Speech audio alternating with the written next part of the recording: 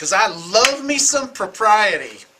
Hey, got the happiness lamp. I know we haven't given any attention to the happiness lamp. And for those of you just joining the program, I picked the happiness lamp up off of a corporate auction locally, and we were just like, where are we going to put this? And I turned to Sarah and I said, you know what? It makes me happy just having it around. So we're just going to have it there for no apparent reason. So there you go.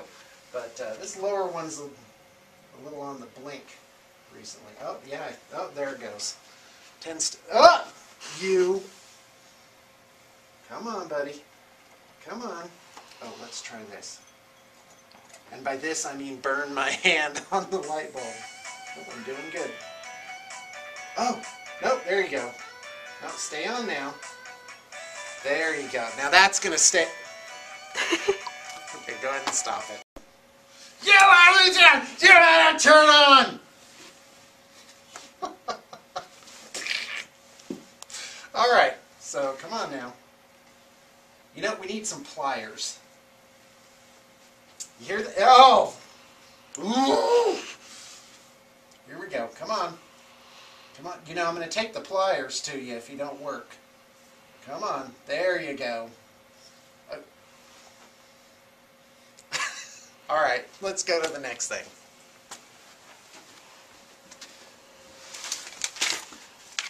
Oh, got some boxes here. This is trade, so let me tell you what we got. So what does trade mean for you? That means you can commission the models, and the actual cost of the models will be notably less. Sometimes I'll just sell them, just like that, but not so often, because then it's the rigmarole. What are the conditions? Person gets them. Oh, you didn't say that these were assembled. They don't have the weapon loadout that I wanted. And that's a giant headache. So Warhammer Fantasy looks like a bunch of out-of-print stuff there. Metal Chaos Knights, Chaos Warhounds, Metal Bloodletters. Bloodthirster's current, though. Just because they haven't made a Bloodthirster again. You got some Leman Russ tanks, Griffin Mortars, Leman Russ Executioner. I haven't really opened this, so I don't know what their condition is. Looks like, yeah, this is all a lot of out-of-print stuff. Deathwing Terminators, Master of the Raven Wing, some Speeders bikes, so some old Raven Wing stuff. And for Eldar, 32 Warp Spiders. There's a classic. And 2 older metal Wraith Lords. Why am I even telling you about this? Oh, a couple of jet bikes. Those are still golden. And Necrons. Lots and lots and lots of Necrons just ready to go, apparently. Monolith, 2 Lords, 32 Warriors, 3 Wraiths, 6 Destroyers, 1 Heavy Destroyer, 10 Flayed Ones. So that's a trade we got going on. Alright, and if you're sick of your old stuff, I'll put the link to the trade policy. And in there I disclaim I don't offer that much, but it's also no hassle. And you also have to remember that I usually have to refurbish it, hold on to it, promote it. Like there's an expense to turning it around. And you're spared that expense by coming to me and just taking my one blank offer. I can't believe this. I can't even get like 2 minutes. No, it's all good. Okay. Hey, Blue Table fans. I'm down in the assembly room. And wanted to give you a sneak peek of something we're working on for Valhalla.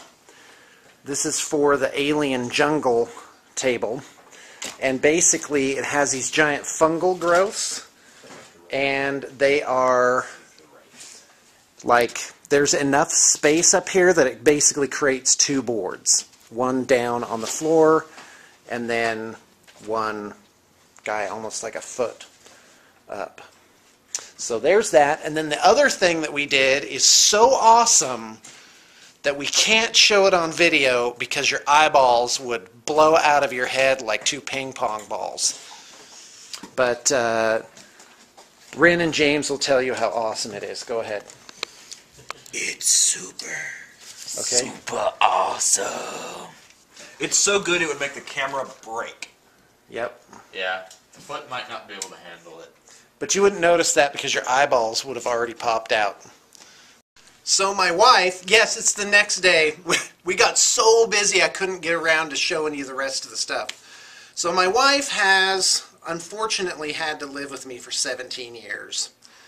And yes, you should inhale sharply when you hear that. And so when I buy her flowers and stuff, I grab a condolences card. And that's kind of my running joke, is that I give her a sympathy card for our anniversary. You know, like, I'm sorry you've had to do this. Yeah, it's bad.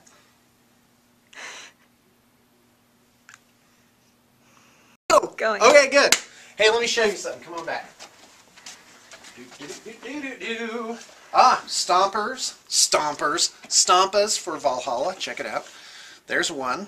This one has a battle wagon muzzle for a head, and that's been expertly plasticarded and everything makes sense on it. And then this bad girl, Valhalla! You can buy an event pass for Valhalla, and that's where you find your own accommodations and you just come up every day. And it is 4 days and 3 nights. So Thursday 1, I think, is the official start time, and then check out on Sunday morning. So here's the other Stampa. This has a lifter droppa that we converted up. And so there's those. And got in this Red Hunters army. So let me tell you a little bit about this. Red Hunters is a Space Marine thing. Yeah, we researched it. I think their story is that they're like an arm of the Ordo Malleus. They're like an Inquisitor's Space Marine army. So Ren made this army. Like he did the army list, and supposedly it's a really tough army to beat. It's a reserve army where it's shooting, and then if someone gets too close, you come out and face beat them with a Termi, Chaplain, and Terminators, and the assault squad. It's 2,000 points here.